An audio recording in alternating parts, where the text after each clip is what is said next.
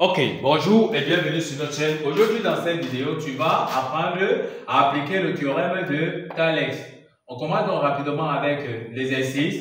Calculer la distance AC et DE. Voici donc la figure que nous allons donc exploiter. Avec la droite DE parallèle à la droite BC, on donne AD 6 cm, DB 4 cm, AE 5 cm et BC 20 cm. Ok. Or, pour pouvoir appliquer le théorème de Thales pour trouver dans les distances ici, on va d'abord vérifier que notre figure correspond à une configuration de Thales. Or, dans l'exercice, on nous a fait comprendre que la droite DE est parallèle à la droite BC. Donc déjà, DE, la droite DE ici est parallèle à la droite BC. De plus, le point E ici appartient à la droite AC et le point D appartient à la droite AB. Ce qui signifie que nous sommes ici dans une configuration de Thales. Pour écrire dans le théorème de Thales, dans notre figure ici, on va déjà savoir qu'on a deux triangles ici. Nous avons le petit triangle de sommet ADU. Nous avons le grand triangle toujours du même sommet ABC. Donc on va exploiter le petit triangle et le grand triangle pour écrire dans le théorème de Thales. On commence donc avec les dimensions du petit triangle. La distance de sommet AD. AD qui est la distance du petit triangle.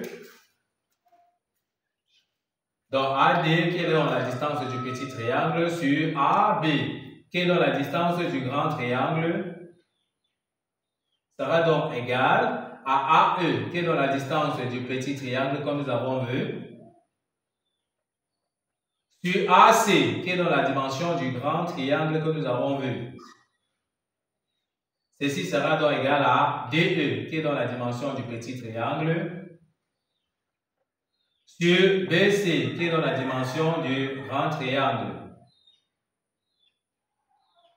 Voici donc le théorème de Thales, que nous avons donc comme ça déjà écrit. Tout ce qu'on aura à faire, c'est de remplacer chaque variable par sa valeur dans le théorème de Thales. Or, on va remplacer AD déjà par sa valeur. On nous a dit que AD c'est 6 cm. Donc, on remplace déjà AD 6 cm sur AB. Quitter de A jusqu'au point B. On a ici 6 plus 4. Ça nous donne tout simplement 10. Ceci sera égal à quoi? On continue. AE. On nous a donné AE 5 cm. Donc, on remplace AE 5 cm sur AC. AC, on se rappelle bien que AC c'est l'inconnu. Donc on reste tout simplement donc sur AC. Ceci sera donc égal à quoi? À DE. DE, on voit que DE c'est encore l'inconnu qu'on nous a demandé de trouver. Donc on reste tout simplement donc DE sur BC. BC on nous a donné c'est 20 cm. On met tout simplement ici 20 cm. Dans un premier temps, on va d'abord exploiter nos deux premières relations-ci. Pourquoi? Parce que nous avons il y a 6 sur 10 ici qui est totalement connu. Et nous avons une seule inconnue ici qui est donc AC. On va donc écrire tout simplement ici. 6 sur 10 sera donc égal à 5 sur AC. Une fois que nous avons donc pris les deux premières relations ici, on va tout simplement faire donc le produit croisé, le produit en croix, ce qui signifie tout simplement que AC ici sera égal à quoi? Ça sera égal à 10 multiplié par 5,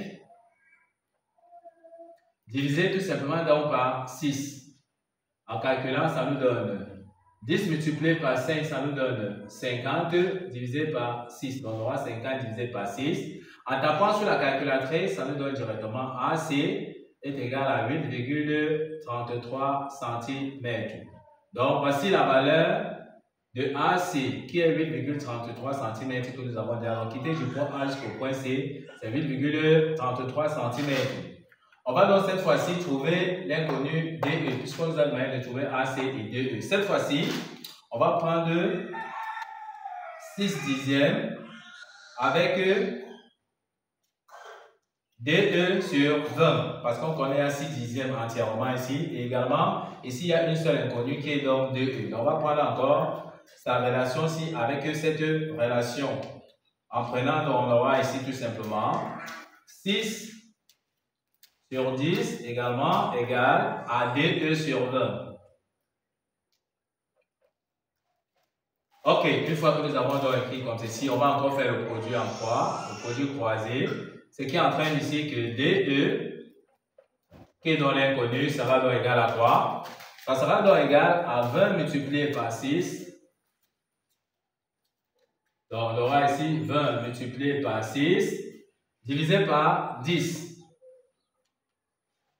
20 multiplié donc par 6, ça nous donne tout simplement 120. On aura 120 divisé donc par 10. On voit ici qu'on peut simplifier par 10, tout simplement, ça nous donne 12. Donc, DE est tout simplement donc égal à 12 cm. Voici donc la valeur de DE qui vaut 12 cm. Donc, DE vaut 12 cm. On a ainsi trouvé AC et DE en appliquant tout simplement donc le théorème de Thales.